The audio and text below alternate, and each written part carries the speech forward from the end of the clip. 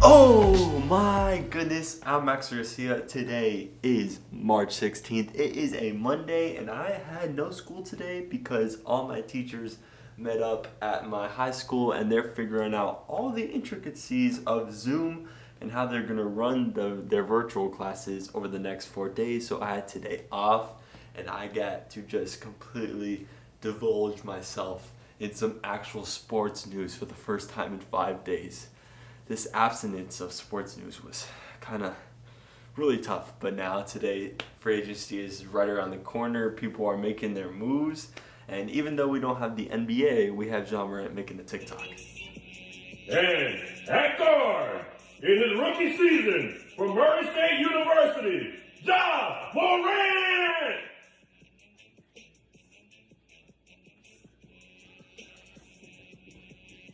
As of right now, it's a rumor that the NBA is going to start probably in June or July, making it a possibility that Kevin Durant and Kyrie Irving could just show up in the playoffs after being injured most of this past year and just possibly upset the Raptors and take the Nets to a finals championship? Maybe. One of my favorite players in the NBA is Kevin Durant, so I really hope this happens. But getting back to the NFL news, my gosh, so many things have happened today. Let's get right into it, but first I want to talk about what has happened with the Miami Dolphins. So the Miami Dolphins have signed 2 people in free agency. Both of them are among the offensive and defensive lines who are building the trenches, which I like. I appreciate the trenches. So the first signing of the day for the Dolphins was offensive guard, not offensive tackle, Eric Flowers. And if you've ever heard the name Eric Flowers, you probably know that he was a first-round bust for the Giants. But surprisingly, under the radar story last year, the Redskins signed him in free agency, moved him from offensive tackle to guard, and he played pretty well. So now that the Dolphins kind of need most of the spots filled in the offensive line, the Dolphins signed him to a 3-year, $30 million contract. I like the move. He's not the most popular offensive line there. We couldn't get Joe Thuney because the Patriots franchise tagged him, but I think Eric Flowers should be good. And now he's coming home to Miami. He went to the University of Miami. The 305 is his home, so I like the move. And the second signing of the day was defensive end Shaq Lawson out of Clemson. Oh, I really like this move. When this news broke out, I was like, yes, because we were talking about it kind of before free agency in the Miami Dolphin fan pages, and Shaq Lawson was kind of a target of mine. He's not the top tier end for defensive ends, but he's just like the middle, and so is Eric Flowers. They're just the nice middle they could build a team with. And Shaq Lawson also received a 3-year, $30 million contract. And also, every single year, the 4 years he was in Buffalo, he got more and more sacks. So the first 2 years he got 2, then the next year he got like 3 or 4, and then this past year he got 6.5 sacks. And he's also 25 years old, so he's kind of got his best football in front of him. So is Eric Flowers. They're both 25 years old. Some youngins. Shaq Lawson pairing with Christian Wilkins, 2 Clemson products on that defensive line. Oh, I love it. I'm probably going to make my mock draft really soon for the Dolphins because I think we should really get Zach Bond in either the first or second round so we could pair with Vince Beagle and Andrew Van Ginkel, who are both players from Wisconsin. Also, we should get Tyler Bidash to pair with Michael Dieter on the offensive line. Just get these college teammates together on the same Miami Dolphins team. I like what we're building. I like Brian Flores. I like Chris Gear as GM. I'm trusting in the process. But also getting to some other huge NFL free agency news. The Houston Texans got fleeced on another trade. And I actually have personal experience with this because in August of 2019, the Miami Dolphins got a historic trade with the Texans where we got 2 first-round picks and a second-round pick to give both Laramie Tunsil and Kenny Stills to the Texans. I love that trade, and that was the trade that kind of made the Dolphins publicly tank. But yeah, those draft picks, they're going to look especially good next year because the Texans have just traded away DeAndre Hopkins to the Cardinals. So now he's in this uniform, and now DeAndre Hopkins is going to be paired with Kyler Murray, all for a simple second-round pick, not even a first round.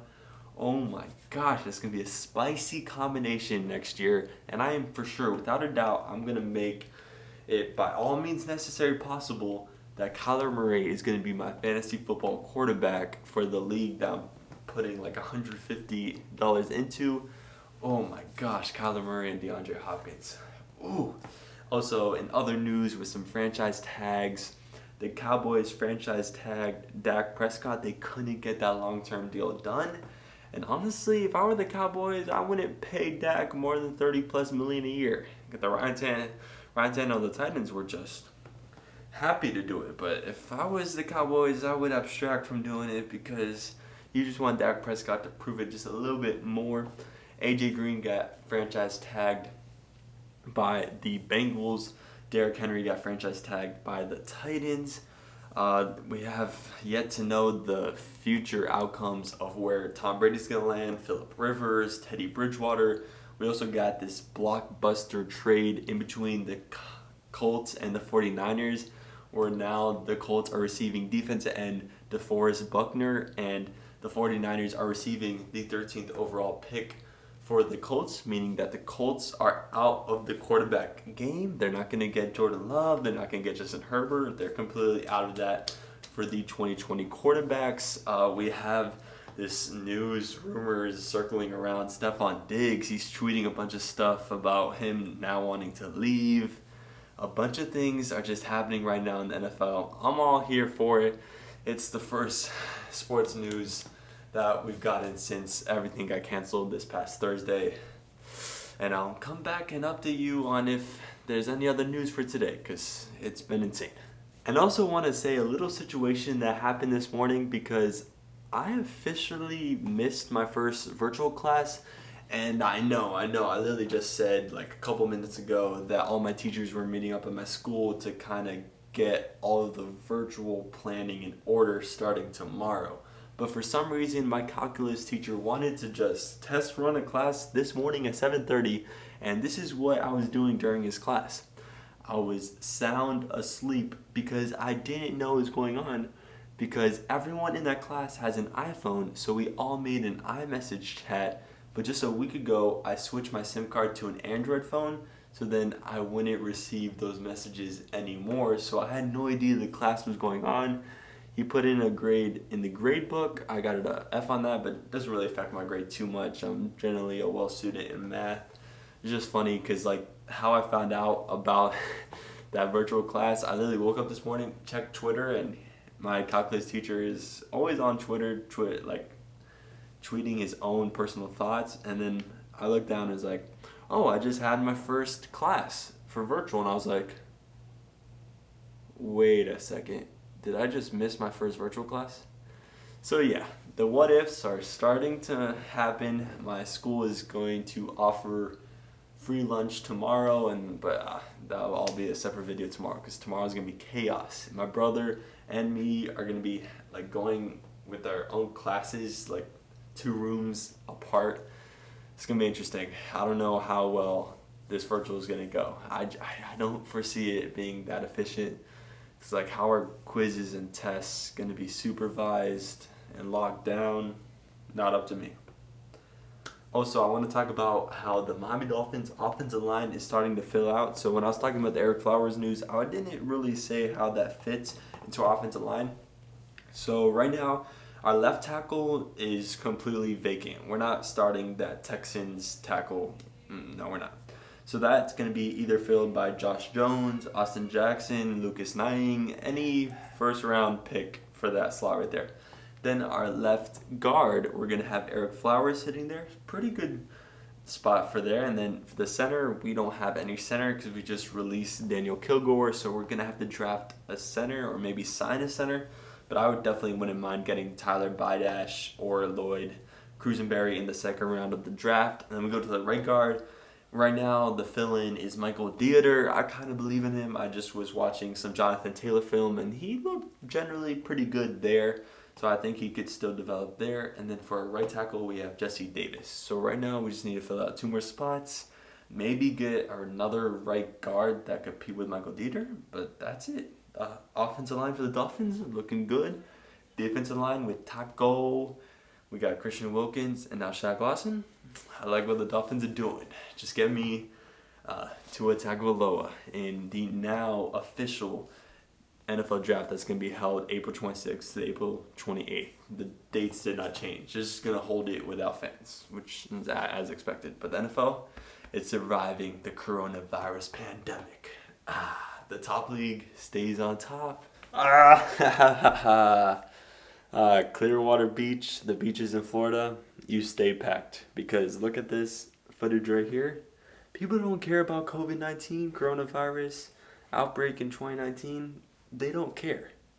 We're banging it out. And also, is Baker Mayfield finally going to truly break out with the Browns with all of these weapons? Because now the Browns just signed Austin Hooper to a pretty big deal, making Austin Hooper the top paid tight end.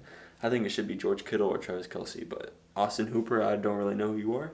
Now the type of tight end. And also that made the Falcons trade for a tight end, giving the Ravens like a 2nd round pick.